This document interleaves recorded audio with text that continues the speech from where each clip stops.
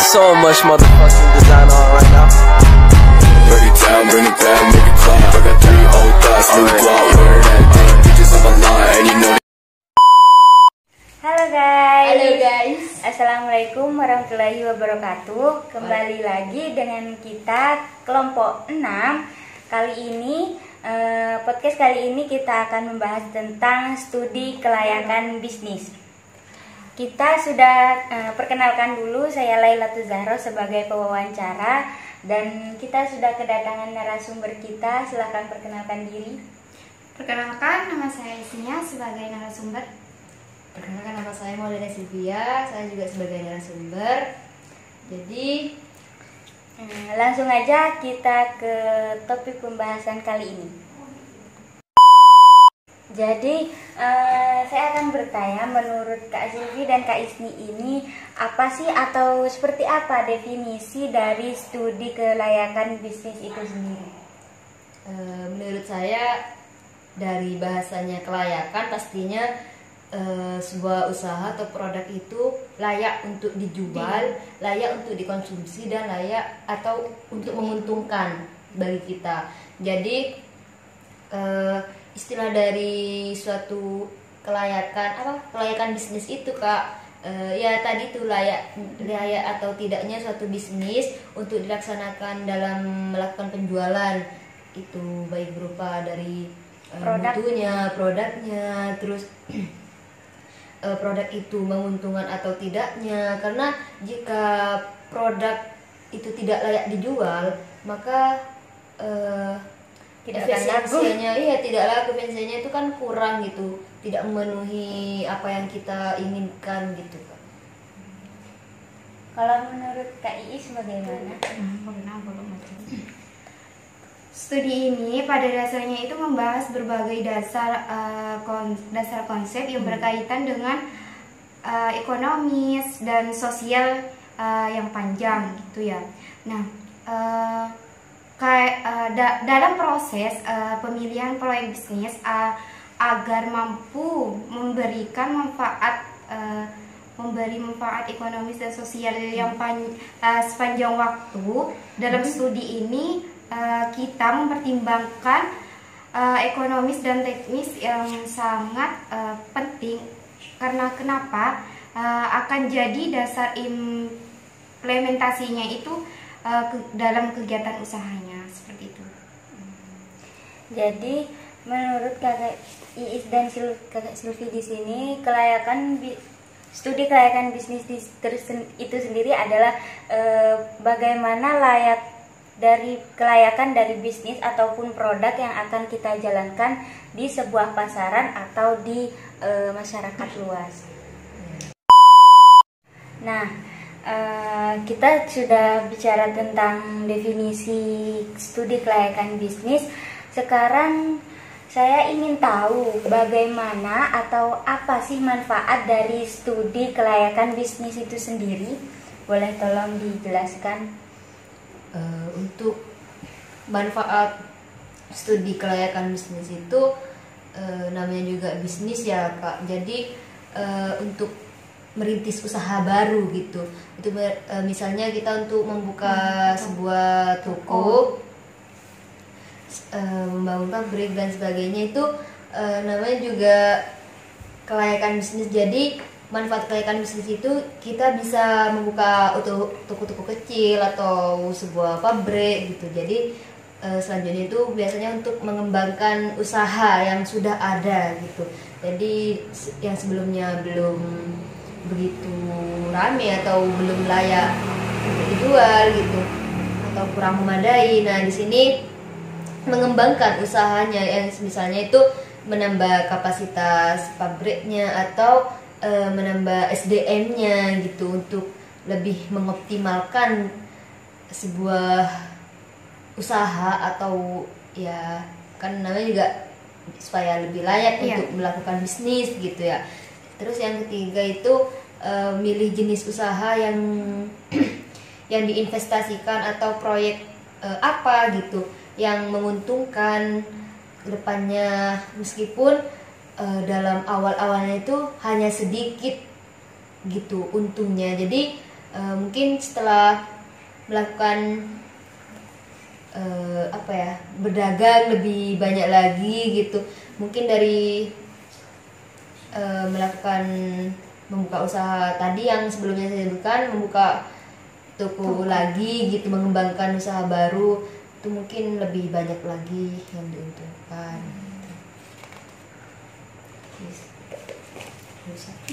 Nah, banyak juga ya manfaat dari studi kelayakan bisnis itu. Iya. Tapi untuk tujuan studi kelayakan bisnis itu apa sih, Kak? Kalau tujuan dari studi kelayakan bisnis itu untuk menghindari keterlanjuran penanaman modal yang terlalu besar pada peluang bisnis yang dimana kurang menguntungkan. Tentunya studi kelayakan ini akan memakan biaya yang sangat banyak ya. Akan tetapi biaya tersebut relatif bila dibandingkan dengan risiko kegagalan dari investasi bisnis tersebut. Intinya itu ya Kak, biar gak salah tanam modal. Itu dia tujuan dari Studi kelayakan bisnis. 1 menit lagi. Nah, selanjutnya pihak mana saja yang berkepentingan dengan studi kelayakan bisnis menurut Kak Iis dan Kak Silvi? Jika bertanya tentang pihak siapa aja yang berkesambungan, maksudnya yang berkepentingan dalam kelayakan bisnis itu, yang pastinya kita sendiri atau pihak wirausaha, pemilik usahanya itu ya. Pemilik usaha. Jadi itu sangat penting karena kegiatan bisnisnya kan tidak akan mengalami kegagalan karena Kan dia rintis sendiri, dia kelola sendiri, dia kembangkan sendiri gitu. Jadi ada juga pihak investor dan penyandang dana di situ. Jadi dalam melakukan studi kelayakan bisnis atau usaha itu digunakan sebagai untuk mempertimbangkan gitu layak tidaknya gitu investasi yang dilakukan, apakah investasinya itu memberikan keuntungan atau tidak dalam melakukan sebuah usaha Secara transparan gitu ya Kak kepada investor, karena kan mereka juga berhak tahu bisnis seperti apa yang akan mereka jalankan. Terus yang ketiga ada pihak dari masyarakat atau pemerintah, karena ya tentunya kalau jika tidak ada masyarakat, siapa juga yang membeli gitulah ya. Jadi pastinya sebagai masyarakat itu juga sangat penting dalam melakukan sebuah studi kelayakan bisnis, apalagi melakukan usaha. Masa yang beli hanya gak kenal gitu, hanya lewat siapa, nggak ada bayangan gitu.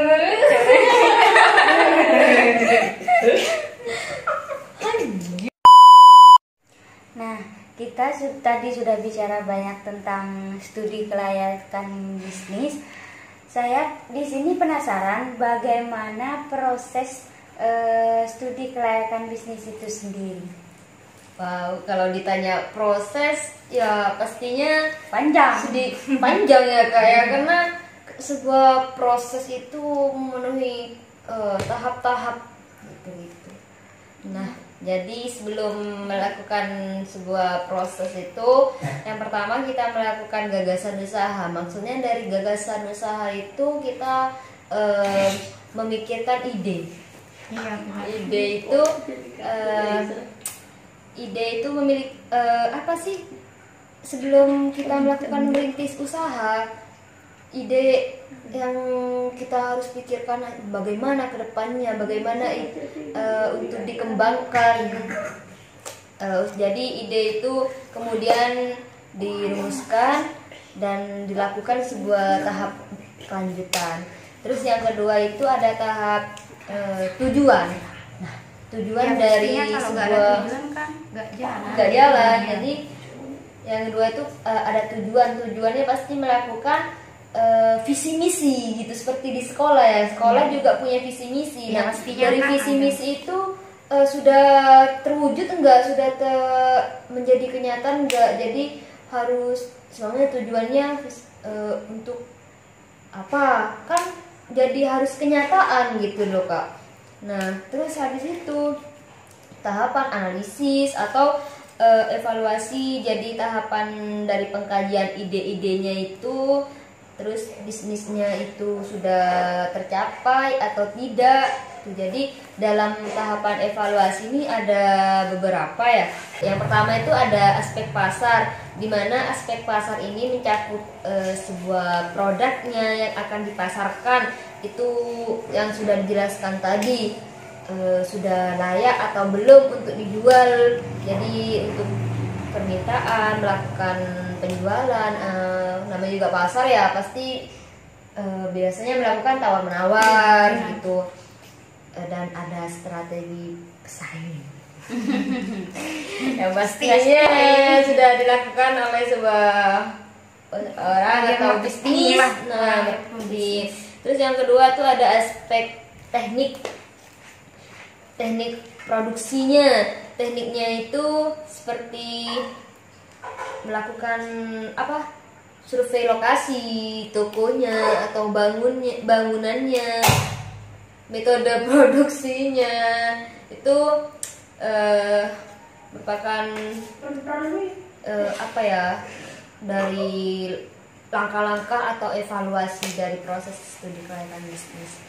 Terus ada aspek manajemen atau pengelolaannya. Jadi dalam melakukan pengelolaan itu biasanya namanya juga manajemen, pastinya ada sesuatu, biasanya melakukan organisasi atau pengaturan bagaimana aspek tenaga kerjanya, aspek pengolahannya, terus aspek lingkungannya dan sebagainya ya. Biasanya harus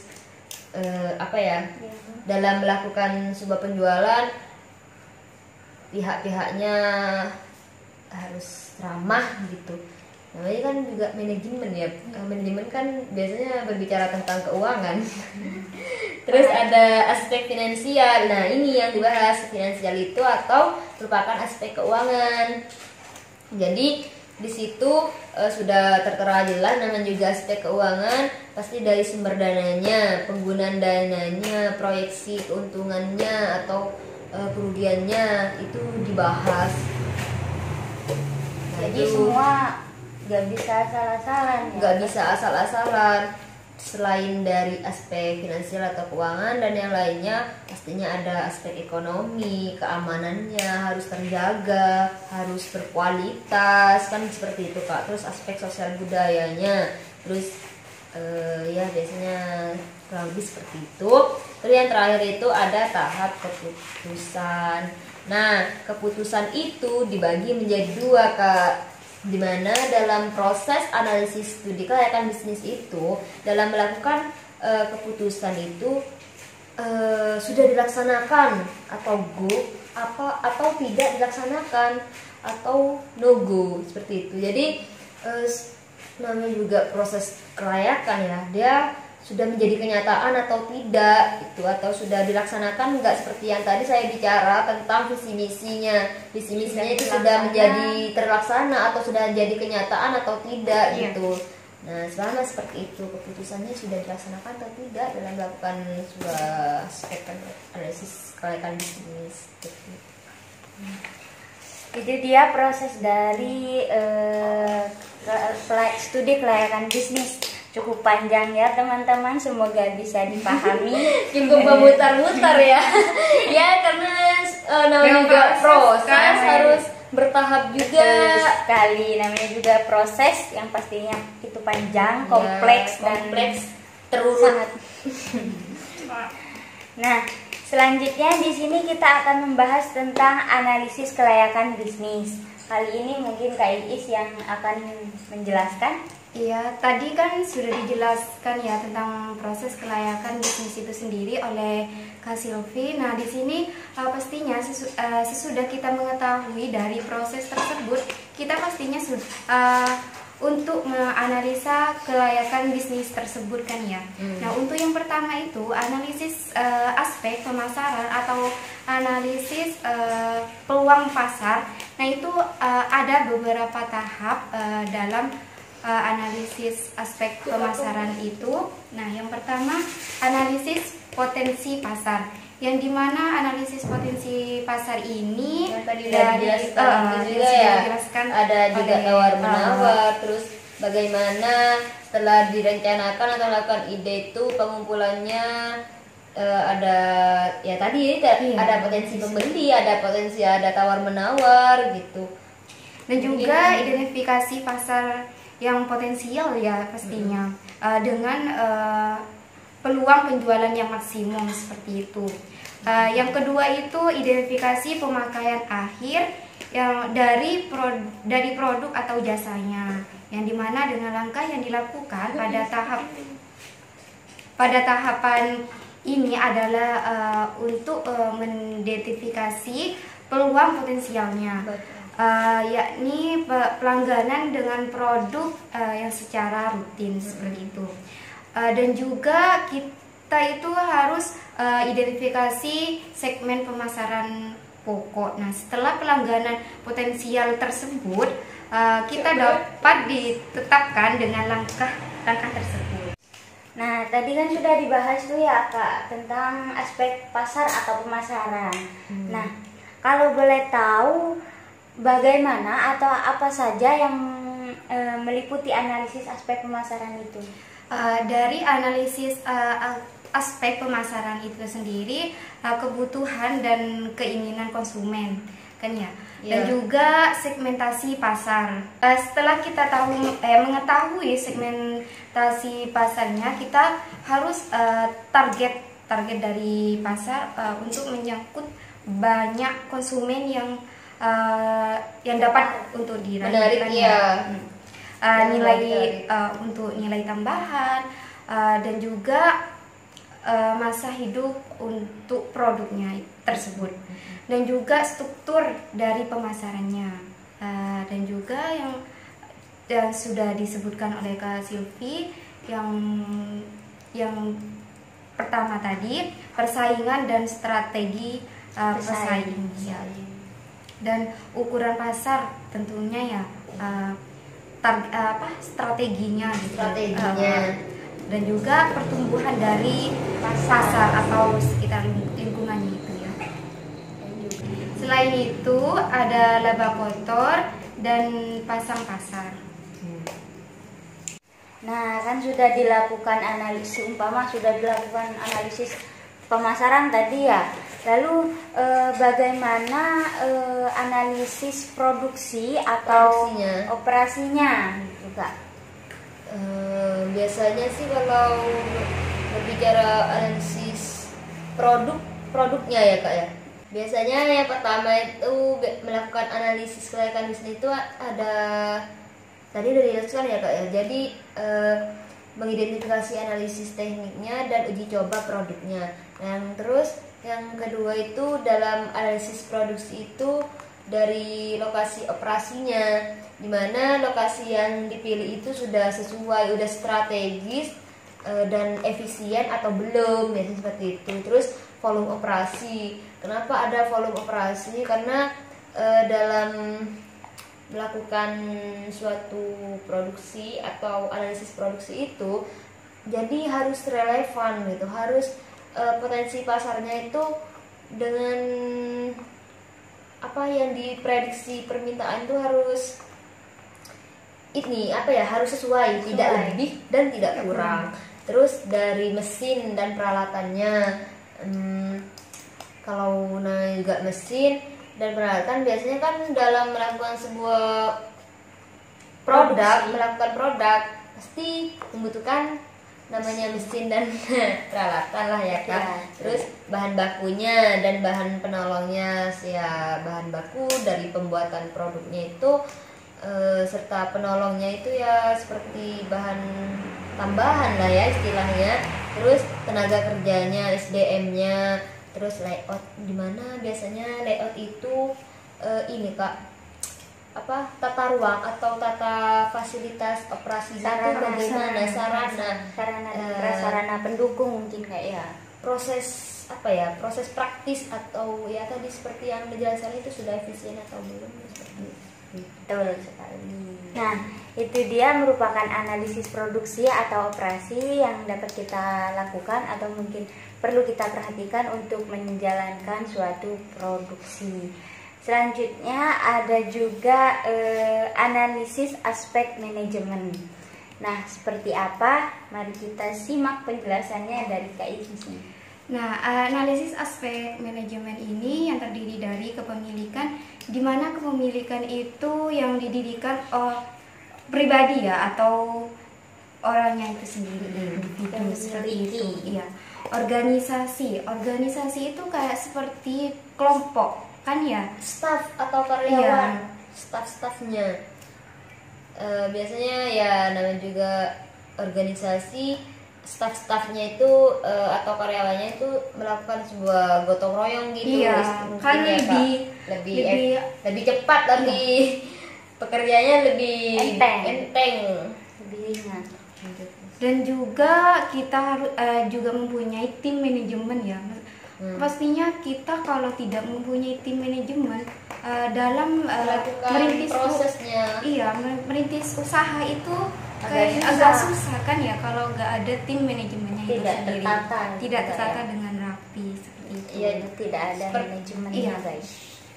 Ya, yang dimana dalam tim manajemen ini kita bisa analisis bagaimana aspek keuangan seperti itu ya untuk mengelola dalam keuangan perusahaan tersebut. Sebenarnya juga tidak hanya keuangan, sih. Juga sistem-sistem yang terdapat di wirausaha itu sendiri juga merupakan suatu tanggung jawab tim manajemen. Nah, itu dia merupakan suatu analisis dari aspek manajemen, bahwa tadi juga disebutkan ada juga aspek keuangan. Nah, aspek keuangan di sini meliputi apa saja sih, Kak? Berbicara keuangan jadi makin seperti binar ini karena aspek keuangan itu ya juga dibilang menarik lah untuk dibahas, tapi jika dicari akan sulit jika tidak berusaha. Benar sih. Jadi kita mulai aspek keuangannya itu dari kebutuhan dana. Nah, kebutuhan dananya itu misalnya berapa sih besarnya dana untuk aktivitas tetapnya atau modalnya atau melakukan sebuah gaji karyawannya atau pembiayaan awal lah istilahnya, jika dihitung-hitung semua. Nah, terus ada sumber dananya. Nah, jadi sumber dananya itu dari mana gitu. Jika sumber dananya itu punya kita sendiri, ya kita enaklah bisa mengatur mengembalikan modalnya itu ya. Iya, bisa mengelola dengan sendiri. Jika sumber dananya itu kita pinjam ke bank, mungkin kan ada anggaran yang harus dibayar. Bukan target sih, ketetapan tanggal gini kan seperti itu ya Kak ya, setiap bulannya atau gimana gitu. Terus ada proyeksi neraca. Neraca ini kan, berbicara neraca mengetahui ini ya Kak, posisi harta tahta yang mendalam kayaknya ya Kak. Harta kekayaan lah gitu, untuk mengetahui kondisi keuangannya kita itu seperti apa gitu. Terus ada produksi, rugi dan labanya ya lah, namanya juga pastinya keuangan pasti ada kerugian, pasti ada labanya juga gitu loh. Terus ada proyeksi aliran kasnya. Biasanya aliran kasnya ini ada aliran kas yang masuk, ada aliran kas yang keluar, dan seperti pembukuan besar itu besar. Nah, masuk bersih ada 3 Kak. Jadi aliran kas masuk itu ya namanya juga masuk, pastinya uang yang masuk yang menerima gitu, uang penerimaan. Kalau yang keluar ya biaya-biaya pembayaran seperti gaji karyawan, bunga, atau membayar pajak, aspek keuangan. Nah, yang ketiga itu aliran kas masuk bersih. masuk bersih Bersihnya itu seperti Keuntungan atau laba bersih selisih, mungkin. selisih atau aliran kas yang masuk dan kas keluar itu ditambah penyusunan yang dari bunga-bunga jika ya istilahnya ditambah bunga gitu loh Kak, itu udah aspek keuangan yang aliran kas masuk bersih, nggak ada Itu Ada, mungkin keuntungan nggak ada murni keluarnya yang iya, sudah yang kita diperoleh kita terima. dapat Sudah dikurangi modal, jadi itu namanya laba bersih. laba bersihnya. Nah, itu dia tadi sudah dijelaskan bahwa studi kelayakan bisnis adalah bagaimana cara kita menganalisis atau bagaimana cara kita melihat suatu kelayakan dari produk atau jasa yang akan kita pasarkan. Nah, di mana terdapat banyak sekali aspek yang harus kita analisis untuk memulai atau menstudi kelayakan bisnis sendiri seperti aspek manajemen, aspek pemasaran, aspek keuangan, dan banyak juga tadi yang sudah dijelaskan oleh Kak Silvi dan Kak Iis. Itu saja dari kita kali ini, kurang lebihnya mohon maaf. Assalamualaikum warahmatullahi wabarakatuh. Waalaikumsalam warahmatullahi wabarakatuh. See you.